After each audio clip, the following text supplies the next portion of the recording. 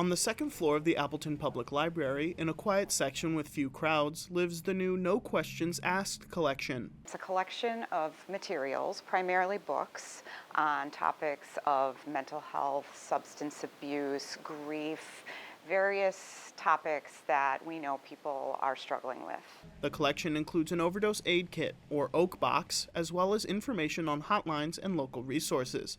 Each book comes with a bookmark with information on 211.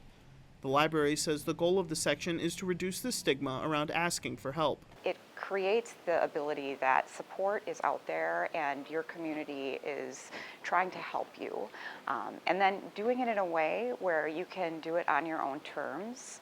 You're in the library, you're just doing your own thing. The new collection was funded by United Way Fox Cities. The books don't need to be checked out or returned, letting community members seek resources while maintaining their privacy. Then people can take these items and keep them as their own, or pass them off to somebody else that they think is going to benefit from the materials as well. United Way Fox Cities says this is the first collection of its kind in the area. For now, it's just a trial run. First start and see how this goes, right? And understand, is this a valuable way for people to access information? So take some time, evaluate that, but certainly we're open to saying, if this is what our community needs, how can we support that? The new collection is available during normal library hours. In Appleton, Josh Cavender, Fox 11 News.